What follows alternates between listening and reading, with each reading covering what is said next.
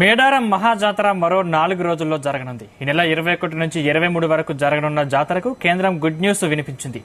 ఆసియాలోని అతిపెద్ద గిరిజన ఆదివాసీ జాతర అయిన సమ్మక్క సారక్క జాతరకు కేంద్ర ప్రభుత్వం నిధులు కేటాయించింది. మేడారం జాతర నిర్వహణకు గాను కేంద్ర సర్కార్ 3 కోట్ల నిధులు ప్రకటించింది. ఈ మేరకు కేంద్ర మంత్రి బీజేపీ తెలంగాణ అధ్యక్షుడు కిషన్ రెడ్డి వెల్లడించారు.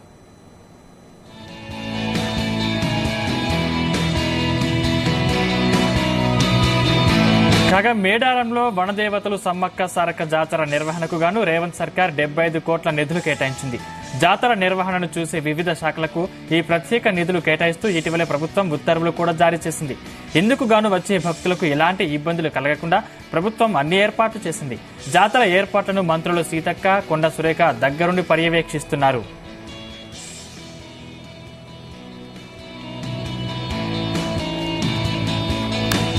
జాతరకు లక్షల సంఖ్యలో భక్తులు పోటెత్తుతున్నారు. కాగా భక్తుల రద్దీని దృష్టిలో పెట్టుకుని టీఎస్ఆర్టీసీ ప్రత్యేక బస్సులు కూడా ఏర్పాటు చేసింది.